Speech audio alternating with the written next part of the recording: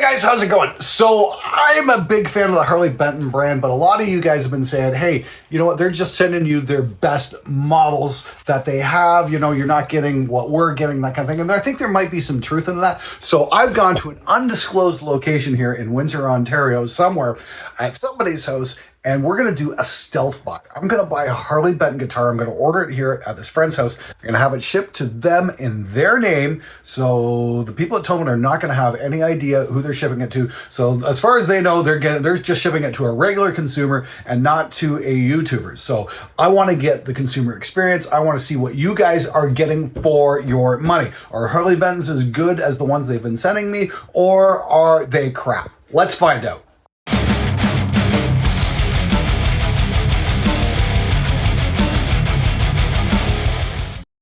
Okay, so what I'm looking at is a Harley Benton EX-84 modern EMG BK. Basically, this is a thrash machine, EMG Explorer style. Here I thought this is American dollars. No, this is Canadian dollars.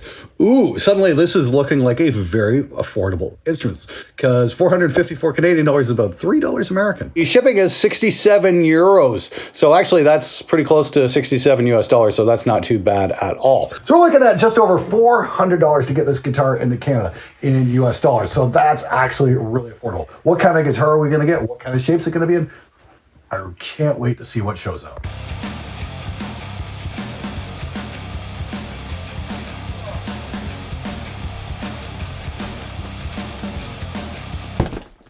And it's here. So this guitar showed up 2 days ago on Friday the 7th. And it's not been molested by Canada Customs, which is great. Ooh, UPS Express, extremely urgent. Got a red sticker there. Very cool. All right, looks like it's double boxed. Let's see how they did here. Everything seems to be in one piece. You know, nice stapling there on the box itself. Yep. This is why I got here so fast. It's got a genuine UPS speed hole in it. Fantastic. Great job, UPS. That's great. Hopefully the guitar's in one piece. I'm really curious to see how this thing's going to turn out, because so many of you guys have said, but you know, Thomann just sends you the best Harley Bentons they have, so they'll sell more. And that might very well be true. I have no idea what's in this box, and Thomann has no idea that they've actually sent me a guitar. So let's crack this thing open and see what we get. I am just dying to find out. Okay, so we do get double boxed. Before anybody even asked, yes, I had to pay an extra $100 in taxes on top of the 90 some odd dollars for shipping. So there's an extra $200 Canadian added on to your price on top of the guitar. So is it worth all that extra expense? I have no idea. Let's see what we get here. Okay.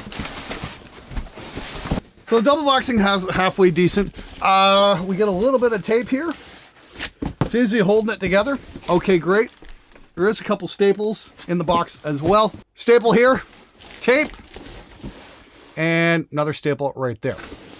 All right, so moment of truth. Let's see if Thomann can deliver the goods to a normal consumer. Let's see what exactly we get for our money. It's definitely an Explorer. Okay, cool. A lot of broken styrofoam in there. That's fine. As long as the guitar's in decent shape. But yeah, that's looking pretty fucking ugly right there. Okay, now I gotta get out my mini vac and clean all that shit up, but yeah, oh well, whatever. Allen key just kind of floating around in the box. Hopefully it didn't scratch the finish up too bad. That should have been taped down, guys. Okay, so I'm gonna dock you points for that one. And I mean, like, you know, get the in case of emergency rescue my guitars. Did we get an inspection sticker on this? This is who it was checked by. Obviously, this guy didn't tape down the Allen key. So whoever's at Thomann who's doing the quality control, or who's ever the manager of quality control or whatnot, you know, you might want to have a chat with whoever that is and have them do their fucking job correctly.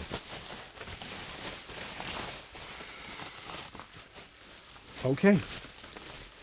We have Harley Benton sticker. Okay, cool. Headstock looks good. Oh, neck feels pretty goddamn thick, actually.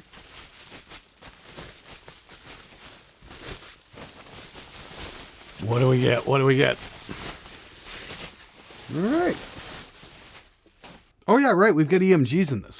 Cool. Oh, right. Here we go. That's actually not fucking bad. you know, for the price I paid, I would expect a halfway decent instrument. Wow, that neck is just massive. Is it in tune? Awesome.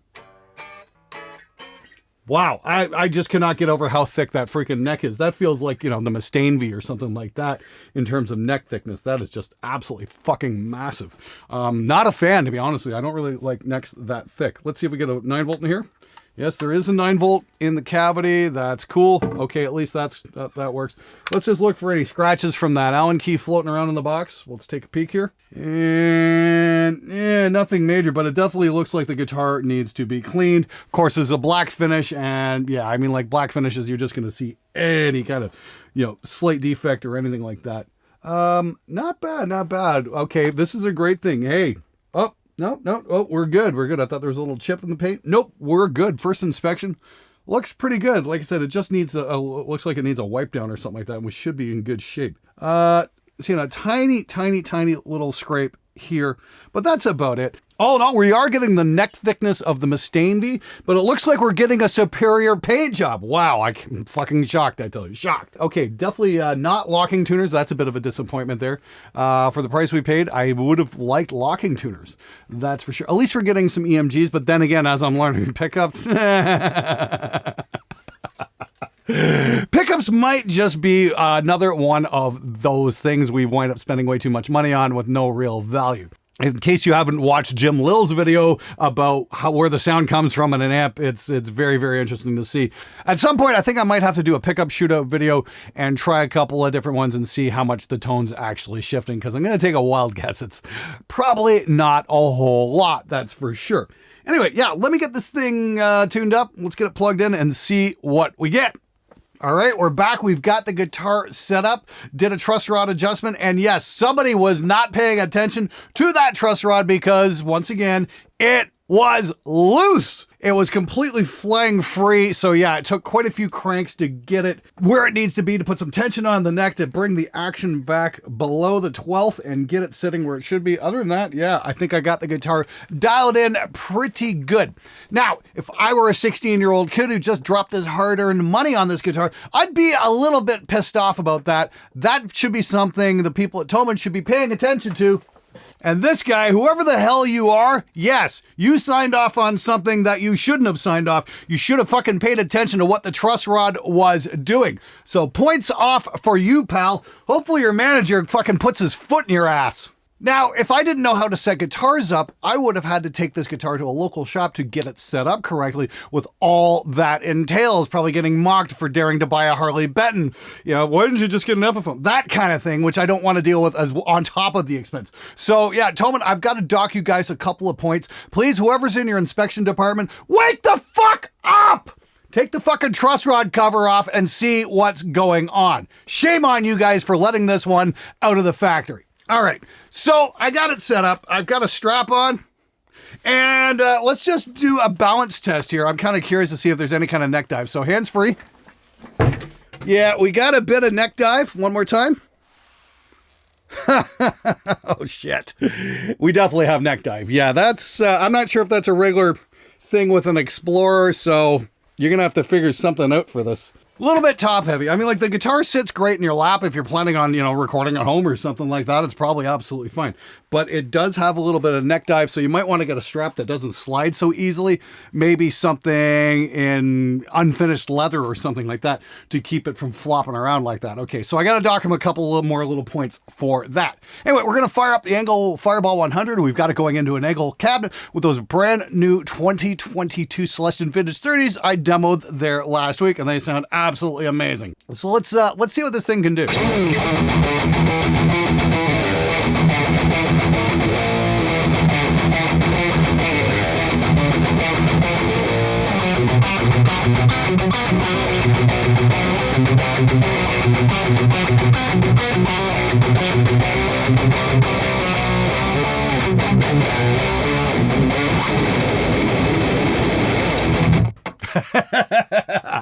Yeah, not too bad. I mean, like, what can I say? It's a guitar. It plays like a guitar. Plays like it should. I don't know if I've got the neck completely dialed in yet. I might even want to bring it down just a tiny bit more. Feel myself struggling to just maybe get a couple of those notes in place. Then again, maybe it's the much fatter neck that we're playing with that I'm not quite used to as well. Again, this just feels like a Gibson in a lot of ways because I guarantee they basically ripped off their design.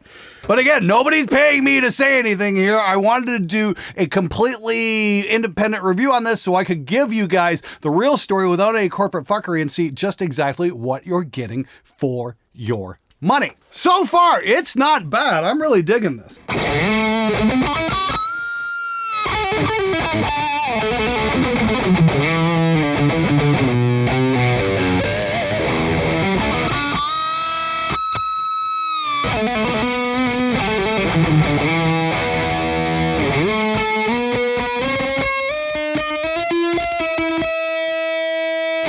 Seems to be really well intonated as well, which is pretty cool, actually. So just do a little tune up there. Let's see if this guitar is actually intonated well or not.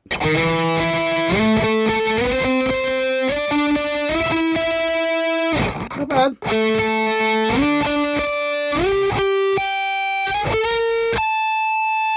Yep. Yeah, hey, that's okay.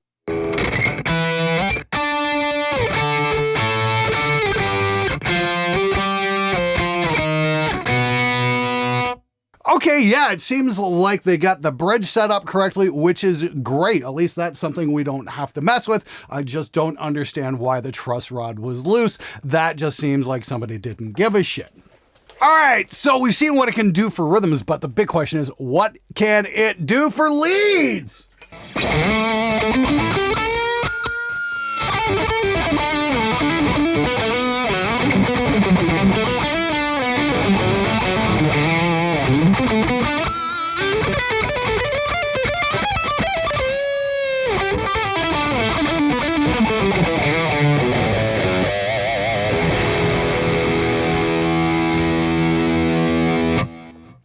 Actually plays pretty fucking sweet, I gotta say. Once we get the action dialed in a little bit, yeah, it's not too bad at all. Remember, this is a $325 guitar. Okay, specs-wise, we are looking at a mahogany body with a set-in mahogany neck, ebony fretboard, and a slim taper C neck profile. I gotta call bullshit on that one. I call this a baseball bat profile, but that's just me. Scale is 24.72 inches. The nut is 42 millimeters, and it's got a Graphtec nut. It's got 22 jumbo frets and active EMG humbuckers with a 3-way switch and a WSC Tune-O-Matic bridge and Jinho JN03 machine heads. Also comes with a set of 10 to 46 strings, but I'd highly recommend some 10 to 54s from SIT so you can down tune into drop C. Gotta say though, I do enjoy playing this guitar just sitting down like this for recording and whatnot. It's great. Now I'm gonna try playing something here. I'm probably gonna screw this up. I've been working on this one for a while. I just want to serve as kind of a reminder to all you guys out there who might be home practicing. Not everybody nails it perfectly every single time on YouTube. What you're seeing is a lot of edited performances. Allow me to demonstrate. I'm definitely gonna screw this up, but it's something I'm working on, and hopefully one day I will nail it.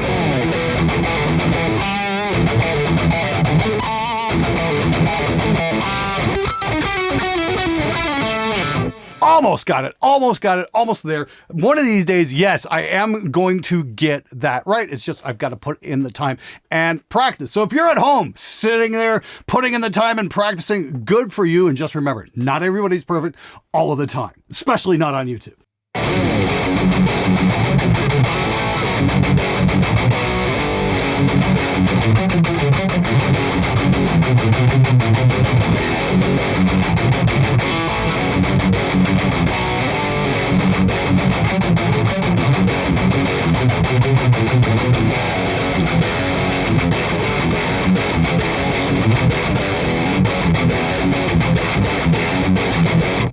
Yeah, it's definitely great for riffing on, that's for sure. This guitar is actually kind of a lot of fun to play sitting down, at least. I don't know about that neck dive, but for classical position, yeah, you can really bite into the strings. No issues there at all.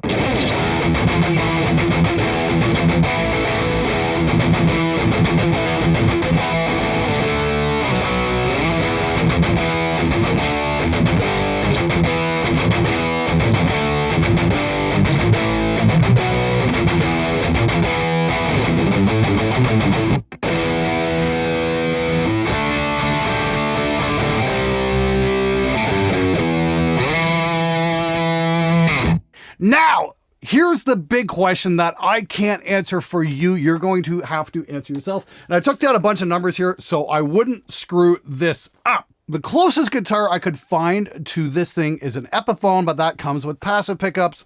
So that might be your thing, that might not be your thing. But I wanted to lay out all the prices and whatnot. So this guitar is $325 US, and with shipping came to $391 US. Now, if you're importing to the US, chances are you're probably not going to have to pay any import fees on something this cheap. Now, that's not a guarantee, but that's just reading feedback based on viewers' comments who have bought Harley Bentons. So your all-in price, if you're buying in the States, is $391. Now, if you get an Epiphone at Sweetwater, that's going to cost you $649, and then you might have to pay tax on top of that as well. I can't guarantee that. Depends on what state you're living in. So you're looking at just an all-in cost here, if you're in the US, a $258 savings if you get yourself one of these. And the cool thing is you get EMGs. Now, if you happen to be Canadian, Long and Delayed also has a competing Epiphone Explorer as well, but that all-in cost would be $1,004.57 with tax Canadian, whereas the all-in on this was $644 Canadian. So we're looking at a $360 price difference from buying a Harley Benton online from Thomann, paying the shipping and paying all the taxes versus going to your local Long and Delayed and getting an Epiphone. Now, both guitars are made in the Far East. This one happens to be made in Indonesia. Now, I did the Epiphone V with the Fishmans in it earlier this year, and that was a really cool guitar, and that was made in China. So China versus Indonesia, your call. That's really a decision up to you. All right, so I thought we'd try something new here on Spectre Sound, and that's try grading the guitar on the Star Search system, and that's out of 5 stars. We're going to take a look at 5 different factors about this guitar and make the average grade based on that. Now, for packing, I give it a 3 out of 5 because not having that truss rod Allen key locked down was a big no-no. They should have just spent like an extra 2 seconds and taped it in there to keep it from flopping around, because it could have had an issue with scratching the paint. Fortunately, it did not, but still, I see that, I get worried. So fucking pay attention, guys. And for setup, I gotta give 2 out of 5 because they fucked up the truss rod. They never even bothered to open it. There was paper in the way, and it was basically fucking loose. So big screw up there. I have seen worse setups. At least they got the intonation correct, but if they'd spent an extra 5 minutes with this guitar and maybe done a neck job on it, that would have helped out massively. Finish, it's not flawless, but it is really good. There's like one tiny nick in the fretboard right up here on the neck, and I mean, like, it is really tiny, and I really can't see any obvious flaws in the finish at all. Now, there's absolutely no frets peeking out of the sides to speak of, so that's a big plus as well. So I'm gonna give this guitar a 4 out of 5 when it comes to fit and finish, because they actually did a really fucking good job on that part. Maybe Gibson could hire a couple of guys from the Indonesian shop building these and bring them over to the States to show them how to do it correctly. Now, for components, it gets a 3.5 out of 5 because they included EMG pickups, which are personal favorites of mine. And the bridge is, two-pneumatic bridge, stop tail piece and whatnot. Now, the one thing I'm going to dock them for is the lack of locking tuners. These are just your standard tuners. And I really like locking tuners because they just speed up the whole string changing process. And they help with tuning stability, of course. So I'm going to dock them a little bit for that. It's like, come on, guys, splurge. I'd pay an extra 20, 30, 40 bucks to get locking tuners instead of these. And I think the people who are interested in buying your guitars would probably appreciate it as well. Oh, yeah, and I'm just going down the list of components and whatnot. I realized, oh, yeah, I forgot to check out the neck pickup. Let's give that a spin.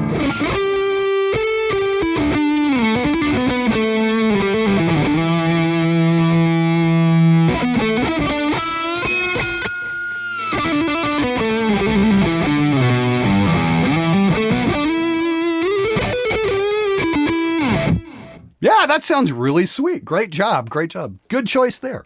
Now, if we go down the whole list and put everything together, that gives us 17 points out of a possible 25, which in Star Search terms translates into 3.5 stars out of 5. Not too bad, considering that the all-in cost on this guitar is only $391. That's shipping included. Not bad at all. Now, what does this mean? Is if you need a backup guitar or you just want to learn or something and you don't want to break the bank and you want to save a few bucks, this is definitely a viable choice. I think Harley Benton's really stepped up their game. Now, there's obviously some room for improvement when it comes to setup. I think this guitar could have probably got a few more points if they had taken some extra time and done a neck adjustment on here and put some locking tuners on here. This would have been like a 4-star guitar, no question about it. I don't give a fuck about the name tag. I really don't. I care about, is this going to give value for the kid at home trying to learn guitar? Because the guitars we had to play back in the 80s, the inexpensive ones, were absolute garbage. They were just fucking terrible. I mean, like, you can build a really badass guitar for not a whole lot of money these days thanks to CNC manufacturing, and I think this is a great example of that. This would be an excellent student guitar. This would be an excellent first guitar for somebody who wants to maybe join a band or, you know, just learn guitar for the joy of playing guitar, especially if you're a headbanger. Now, what was really fantastic about this whole experience is we ordered the guitar on October the 1st and it landed by October 7th. So that's 1 week to order a guitar from Europe into North America. That's fantastic. There's absolutely nothing to complain about there in terms of delivery. This definitely was worth the wait. Now, I've had a lot of Harley Bentons on the show lately, including this Pelham Blue Goto double cut. This is a personal favorite of mine. The great thing is this thing is only $269, but I was very concerned that they were sending me a quote unquote A model, one that would be inspected several times over before they shipped it off.